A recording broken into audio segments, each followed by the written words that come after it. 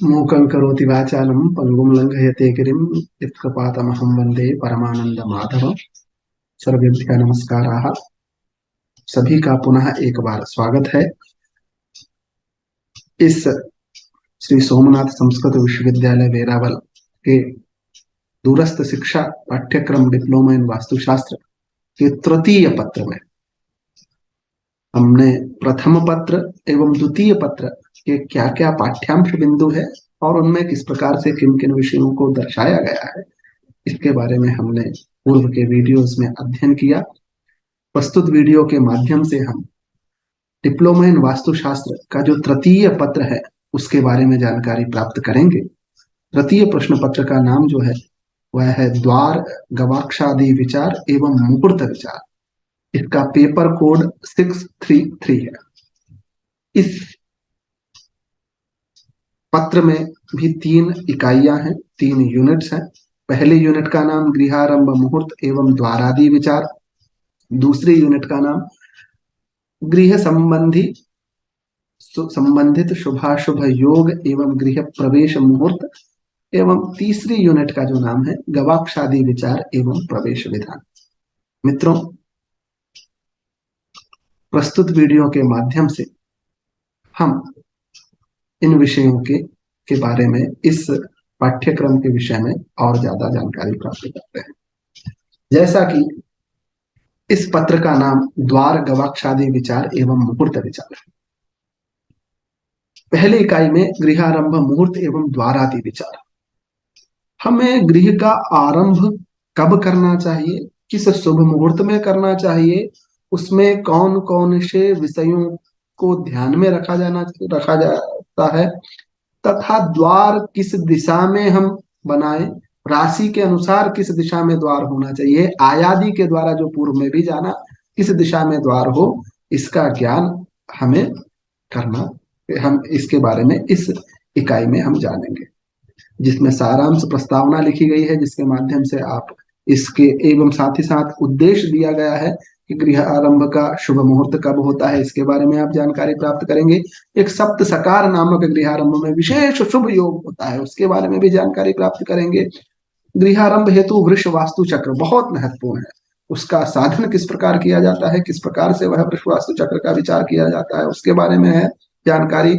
मुख्य द्वार से संबंधित विषयों को आप जान पाएंगे और गृह के समीप शुभाशुभ अन्य वृक्षों को आप कौन कौन सा होना चाहिए, इन सभी का ज्ञान आप प्राप्त करेंगे। गृहारंभ मुहूर्त एवं द्वारादि विचार यदि हम आगे विचार करें तो शुभ मुहूर्त का ज्ञान करना चाहिए। इसमें हमें काल की शुद्धि सबसे पहले की जाती है कि किस प्रकार के काल में हमें करना है, उसका ध्यान रखा जाएगा। गृहारंभ में शुभ मास एवं तिथ्यादि विचार, कौन कौन से मास ग्राह्य हैं, यथा मार्गशीर्ष, फाल्गुन, वैशाख, माघ, श्रावण तथा कार्तिक इत्यादि मासों में गृह आदि का निर्माण किया जाता है, अर्थात गृहारंभ किया जा सकता है। उसके विभिन्न प्रमाण क्या है वह आप देख पा रहे हैं इस प्रस्तुत पाठ्यांश के माध्यम से, तथा कौन कौन सी तिथ्यादि शुभ होते हैं उसके बारे में भी आप जान सकते हैं। इसके बाद राहु मुख विचार के बारे में पूर्व के पाठ्यांशों में भी जाना है हमने कि किस दिशा में सूर्य किस राशि में स्थित होते हैं, तो उस समय राहु का मुख किस दिशा में होता है और उसके अनुसार जिस दिशा में उनका कोई अंग नहीं होगा, जो सर्पाकार राहु की स्थिति बनती है, उस अंग विशेष में कब हम किस स्थिति में होने पर, सूर्य की स्थिति होने पर हम उस अंग विशेष में हमें राहु मुख का ज्ञान करके शिलान्यास करना चाहिए। ये सब विषय आप जान चुके हैं।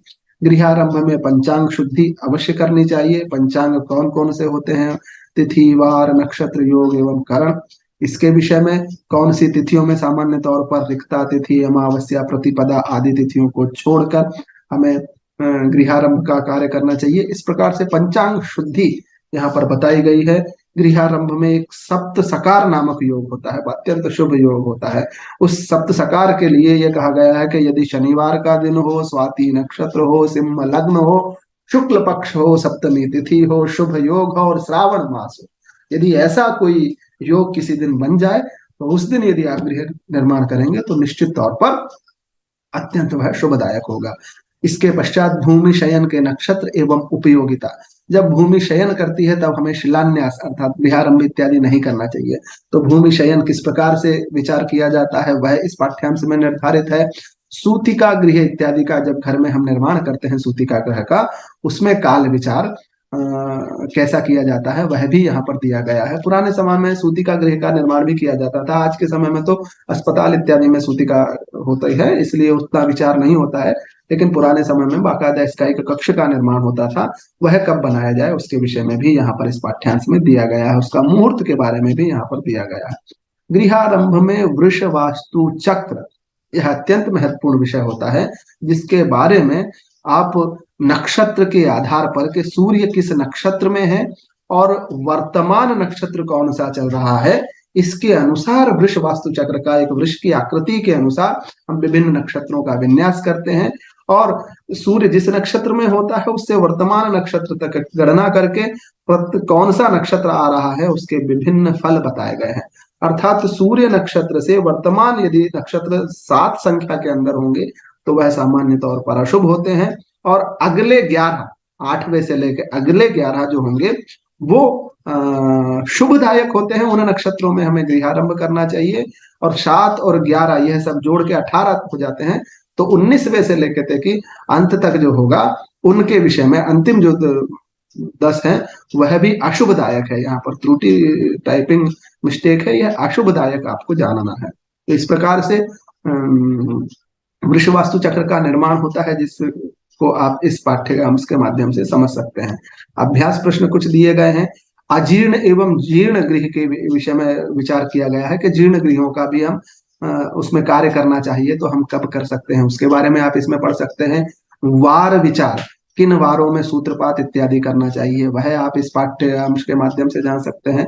द्वार विचार, किस राशि के व्यक्ति के लिए किस दिशा का द्वार ठीक होगा, इसके माध्यम से आप कर सकते हैं। उसके भवन का मुख्य द्वार किस दिशा का लेना चाहिए, यह आप इस पाठ्यांश के माध्यम से जान सकते हैं, जो कि अत्यंत महत्वपूर्ण है। आय के अनुसार, जो पूर्व में हमने 8 आयों का साधन किस प्रकार से करते हैं, कौन सी आय आपके पिंड के अनुसार आती है, तो उसके अनुसार भी द्वार का निर्णय। राशि वर्ण संबंध तथा आय के द्वारा, इन दोनों के समन्वय संवेद संबंध से भी किस दिशा का द्वार अच्छा होगा उसके बारे में भी आप विचार कर सकते हैं। एकाशीति पद विन्यास के अनुसार हमें द्वार कहाँ बनाना चाहिए, यह सब आप देख सकते हैं। विभिन्न उसमें किस द्वार का क्या फल होगा वह यहाँ पर दिया गया है कि मान लो यह पूरे ईशान्य से लेकर के यहाँ पर आपको स्थितियां इनकी देख पा रहे होंगे देवताओं की, तो किस देवताओं में आप द्वार बनाएंगे अपने पिंडों को जब 9 भाग में करते हैं, तो उसके हिसाब से किस पद में आप द्वार बनाते हैं तो उसका फल पूरा इस पाठ्यांश में आपको दिया गया है। कौन से पद में द्वार बनाना चाहिए, कौन से पद में द्वार नहीं बनाना चाहिए, इस पाठ्यांश के अध्ययन से आप जान सकते हैं। इसके बाद अगला जो विषय है वह द्वार वेद विचार, अर्थात द्वार के सम्मुख कौन सी सामग्री है, कहीं कोई ठीक सीधा रास्ता तो नहीं है, कोई खंभा तो नहीं है, कोई वृक्ष तो नहीं है, इत्यादि विषय का विचार इस द्वार वेद के माध्यम से करते हैं, जो कि अशुभदायक होता है। इन द्वार वेद से संबंधित विस्तृत विचार इस पाठ्यांश में दिया गया है। निश्चित तौर पर उसका माध्यम से आप उसकी अशुभता के बारे में जान सकते हैं, और उसका परिहार भी दिया गया है कि यदि उच्छाया द्विगुणाम विहाय पृथ्वी वेदो न वित्यंतरे, अर्थात जो मकान की ऊंचाई है उससे दूनी ऊंचाई पर यदि कोई वेद है, कोई वृक्ष है या कोई खंबा है या कोई और भी चीज है, तो वो द्वार वेद नहीं होता है, वेद नहीं माना जाता है, यह उसका परिहार है। सूर्य नक्षत्र से द्वार चक्र का भी द्वार बनाने के लिए भी कौन सा किस समय में बनाना चाहिए, तो उससे भी सूर्याधिष्ट नक्षत्र से वर्तमान नक्षत्र तक का फल बताया गया है कि आप द्वार चक्र बनाकर उसमें द्वार निर्माण कराएंगे। गवाक्ष विचार अगले पॉइंट में आता है। इस गवाक्ष विचार से तात्पर्य खिड़की झरोखा या वातायन से है। बिना खिड़की या झरोखे के हम भवन का निर्माण नहीं कर सकते हैं, वेंटिलेशन के लिए बहुत आवश्यक होता है। तो इसके क्या क्या प्रकार हैं, किस प्रकार की वह गवाक्ष इत्यादि होना चाहिए, यह सभी विषय इस पाठ्यांश में आप विस्तृत रूप से जान पाएंगे। अभ्यास प्रश्नों के उत्तर हैं। सारांश यहाँ पर दिया गया है कि हमने जो प्रस्तुत इकाई में क्या क्या पाठ्यांश को पढ़ा है, गृहारंभ कब करना चाहिए, पंचांग शुद्धि क्या हो, इत्यादि सभी विषयों को कौन सी तिथि में हमें नहीं करना चाहिए, कौन से मास ग्राह है, सप्तसकार क्या है, भूमि शयन के विषय में है क्या विचार है, वृष वास्तु चक्र के विषय में हमने जाना, द्वार किस दिशा में होना चाहिए, इन सभी विषयों को इस इकाई के माध्यम से आप समझ सकते हैं, पढ़ सकते हैं। और पारिभाषिक शब्दावली इस इकाई की क्या क्या है, उन अभ्यास प्रश्नों के उत्तर दिए गए हैं, संदर्भ ग्रंथ की सूची है, सहायक पाठ्य सामग्रियां हैं और इस इकाई से संबंधित निबंधात्मक प्रश्न भी आपको दिए गए हैं। इसी तीसरे पत्र में आपकी जो दूसरी इकाई होती है वो गृह संबंधित शुभाशुभ योग एवं गृह प्रवेश मुहूर्त, विभिन्न प्रकार के योग जब हम गृहारंभ कार्य करते हैं या हमें भवन से संबंधित सुख होगा या नहीं होगा, इस प्रकार के विभिन्न योग हम इस माध्यम से जानेंगे। और गृह प्रवेश हमें किस मुहूर्त में करना चाहिए, यह भी एक महत्वपूर्ण विषय इस इकाई के माध्यम से जानेंगे। आप गृह कालिक कुंडली द्वारा गृह की आयुष्य का ज्ञान, लक्ष्मी युक्त गृह है या गृह का पर हस्तगमन योग है, जिस समय हम गृहारंभ करते हैं उस समय के द्वारा उस कुंडली इत्यादि का निर्माण करके वह गृह कितने समय तक हमारे लिए रहेगा, या 100 वर्ष की प्रमाण के योग क्या है गृह आयु के, इत्यादि विभिन्न विषयों के बारे में प्रस्तुत पाठ्यांश में दिया गया है। 200 वर्ष की आयु का भवन किस योग में होगा, जब आप किसी योग में गृहारंभ करेंगे तो उसकी क्या स्थिति, ग्रह स्थिति होगी, तो वह आप देख सकते हैं। 1000 वर्ष तक भवन की आयु हो तो उस समय आपके गृहों की कुंडली, जिस समय आप गृह बना रहे हैं उस समय कुंडली की क्या स्थिति होगी, तो उसके अनुसार यह सब बन सकते हैं। गृह पिंड के द्वारा भी, हम जो आपका पूरा पिंड है उसके द्वारा भी भवन की आयु का निर्धारण किया जाता है। इसका विषय हमने पूर्व में भी यह विषय जाना था। लक्ष्मी युक्त गृह का क्या योग है, गृह दूसरे के पास कई बार हम भवन ले लेते हैं लेकिन उसका उपभोग नहीं कर पाते हैं, कई बार हमें बेचना पड़ता है या विदेश जाना पड़ जाता है, वैसी स्थिति के योग हमें दिखाई देते हैं, तो उन सबका विचार इसमें आपको दिया गया है। किसी कारण से गृह विनाश भी हो जाता है तो उसके लिए क्या योग होंगे, उसकी क्या गणितीय प्रक्रिया है, वह भी आप जानेंगे। यदि आप कपाट से रहित अर्थात द्वार यदि नहीं है, बिना दरवाजा लगाए या बिना छत वाला या बिना बलिदान या बिना ब्राह्मण भोजन कराए गृह में प्रवेश नहीं करना चाहिए, अतः द्वार हमें अवश्य लगाना चाहिए। गृह प्रवेश में समय का निर्देश, अगला जो पॉइंट है उसमें गृह प्रवेश हमें कब करना चाहिए, इस विषय में भी आपके बारे में बताया गया है। 3 प्रकार का गृह प्रवेश बताया जाता है, उस तीनों प्रवेश के विषय में आप जान सकते हैं। इस पाठ्यांश में आपको 3 प्रकार के गृह प्रवेशों के बारे में बताया गया है कि आप नवीन गृह कर रहे हैं या यात्रा के बाद आप गृह प्रवेश कर रहे हैं, इत्यादि के विषय में आप जान सकते हैं। साथ ही साथ गृह प्रवेश कब हमें करना चाहिए, उसमें मास, पक्ष, तिथि, वार, नक्षत्र, जब आपका भवन निर्माण हो गया, जिस प्रकार गृहारंभ में हमें मुहूर्त इत्यादि का ध्यान रखना होता है, उसी प्रकार गृह प्रवेश भी एक विशेष मुहूर्त में हमें करना चाहिए। उस मुहूर्त के बारे में विस्तृत विषय यहाँ पर उपस्थित है, जिसके पढ़ने से आप इस विषय के बारे में आप और अच्छा अध्ययन कर सकते हैं। लग्न शुद्धि हमें देखनी चाहिए, किस लग्न में आप गृह प्रवेश कर रहे हैं, उसमें अष्टम भाव आपका शुद्ध होना चाहिए, केंद्र में शुभ ग्रह हो, त्रिकोण में शुभ ग्रह हो, त्रिषडाय भाव में पापक ग्रह हो, इस प्रकार से लग्न शुद्धि का विचार भी किया जाता है। गृह प्रवेश में जिस प्रकार गृहारंभ में वृष वास्तु चक्र देखा जाता है, उसी प्रकार गृह प्रवेश में वाम रवि विचार भी किया जाता है। वाम रवि का विचार किस प्रकार से हो, उसकी पूरी प्रक्रिया इस पाठ्यांश में दी गई है, जिसके माध्यम से आप समझ सकते हैं। साथ ही साथ एक कुंभ चक्र भी बनाया जाता है वृष वास्तु चक्र के अनुसार ही, तो जिस प्रकार वृष वास्तु चक्र बनता है, इसमें कुंभ चक्र बनाने की भी एक अलग विधि है। उस कुंभ चक्र को भी देखना होता है, उस कुंभ चक्र की भी शुभता के माध्यम से आप गृह प्रवेश करना चाहिए। गृह प्रवेश करते समय गृह पति जो है उसके क्या क्या कर्तव्य होने चाहिए, किन किन की पूजा आराधना, किन को भोजन इत्यादि कराना है, यह सब प्रक्रिया इस पाठ्यांश में दी गई है, जिसके माध्यम से आप गृह प्रवेश के गृहपति के कर्तव्य को जान सकते हैं। विभिन्न प्रकार के जलाशय, देव प्रतिष्ठा इत्यादि का मुहूर्त क्या होना चाहिए, उसके बारे में आप इस पाठ्यक्रम में जानेंगे। और उग्र प्रकृति के देवताओं के स्थापन में, जैसे कि यहाँ पर विशेष विचार किया गया है, मातृकाएं या भैरव या वाराह, नरसिंह, त्रिविक्रम, महिषासुर घातिनी, दुर्गा इत्यादि की स्थापना दक्षिणायन इत्यादि में की जा सकती है। यह कुछ विशेष विचार नहीं तथ्य होते हैं। देव विशेष की स्थापना में विहित मास इत्यादि का विचार कहा गया है, कि श्रावण मास में शिवलिंग, आश्विन मास में भगवती, मार्गशीर्ष मास में विष्णु, पौष मास में शेषनाग आदि सर्पों की भी स्थापना की जा सकती है। इस प्रकार से इसके फिर अग्रिम उसमें अभ्यास प्रश्न दिए गए हैं, साथ ही साथ सारांश बताया गया है। और सारांश में इस इकाई का पूरा सारांश, आपके गृह की आयु किस प्रकार से निर्धारित की जाएगी, गृह गृह प्रवेश का मुहूर्त, 3 प्रकार के गृह प्रवेश, सपूर्व, अपूर्व और द्वंद्व गृह प्रवेश, उसके बारे में जानकारी, साथ ही साथ वाम रवि का विचार, कुंभ चक्र का विचार किस प्रकार से किया जाता है, और विभिन्न प्रकृतियों के देवताओं के विषय में विशेष तथ्य क्या है, वह सभी विषयों को आप सारांश के रूप में हमने जाना। इस सभी पाठ्यांश के माध्यम से आप इन विषयों को समझ सकते हैं।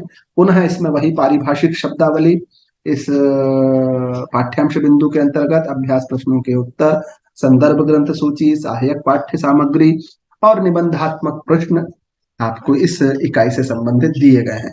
तृतीय पत्र की जो अंतिम इकाई होती है मित्रों, उसका नाम है गृह शोभा, वृक्षारोपण, वास्तु पदादि विचार एवं प्रवेश विधान विचार एवं प्रवेश विधान। इस प्रकार से यह इकाई का नाम है। प्रवेश विधान तक ही प्रवेश विधान 2 बार शायद त्रुटि मिस्टेक है, टाइपिंग मिस्टेक है। आप गृह की शोभा किस प्रकार से होनी चाहिए, वृक्षारोपण किस प्रकार से किया जाए, कहाँ हो, वास्तु पदादि विचार हो, और प्रवेश में क्या क्या ध्यान रखना चाहिए, इन सभी विषयों के बारे में आप इस इकाई में विस्तृत रूप से अध्ययन करेंगे। गृह शोभा में जो आपकी वातायन एवं गृह प्रवेश आदि विषयों का अध्ययन हम निम्न बिंदुओं के आधार पर कर सकते हैं। जैसे निषिद्ध पशु पक्षियों का विचार, कि हमें इन सब का चित्र घर में नहीं लगाना चाहिए, वारा हुआ, सिंह, सियार इत्यादि के चित्र हमें घर में नहीं लगाना चाहिए। शोभा की दृष्टि से आजकल कुछ भी हम लगा लेते हैं, तो वह ध्यान रखना है।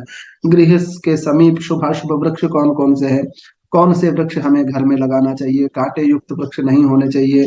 इस प्रकार से जो जो वृक्षों के विषय में है, किसके सामने हमें, ब्रह्मा के मंदिर के पार्श्व में, विष्णु सूर्य शिव मंदिर के सामने, इत्यादि जो महत्वपूर्ण विषय हैं, उन सब के बारे में इस पाठ्यांश में बताया गया है। कौन से वृक्ष और कहाँ हमें निवास करना चाहिए, दिशाओं के अनुसार हम किस दिशा में कौन सा वृक्ष लगाए, उसके बारे में भी बताया गया है, जिसके बारे में आप विस्तृत अध्ययन कर सकते हैं।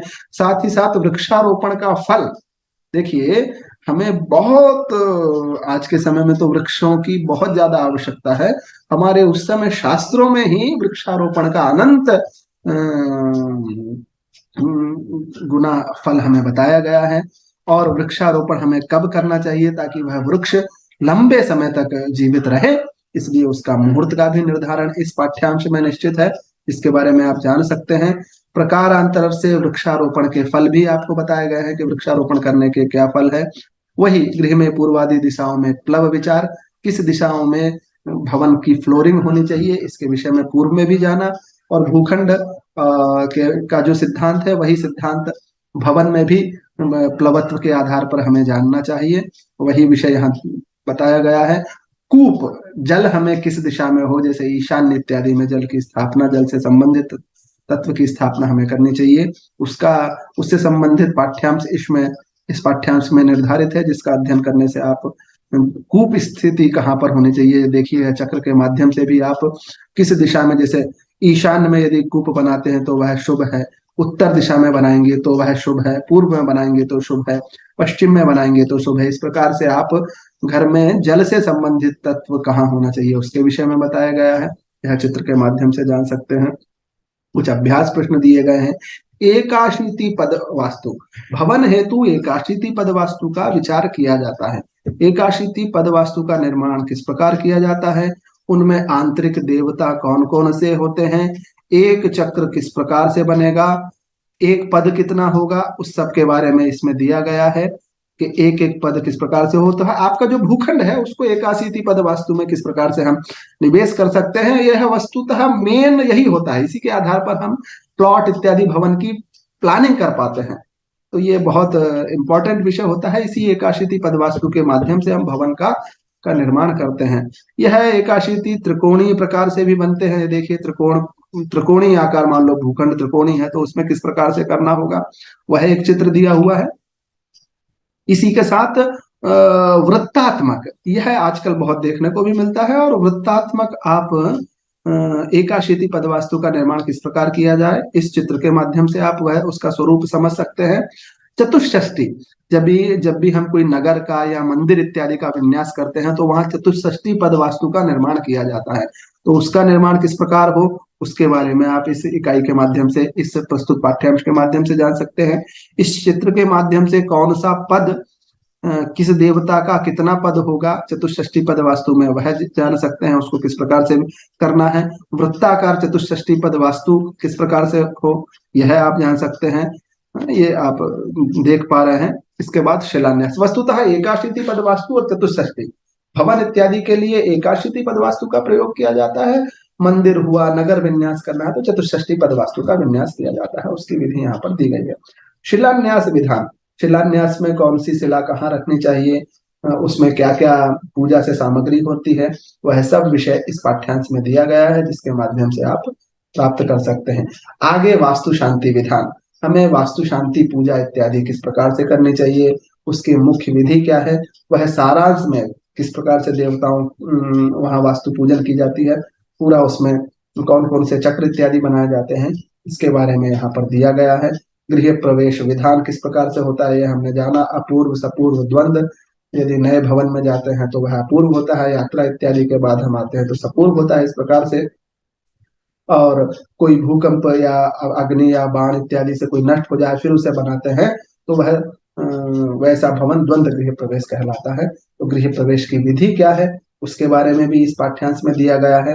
वास्तु रोपण की विधि क्या होती है, उस वह पाठ्यांश दिया गया है। और गृह प्रवेश की पूजा विधि, उसके विषय में भी सामान्य केवल सारांश रूप में दिया गया है।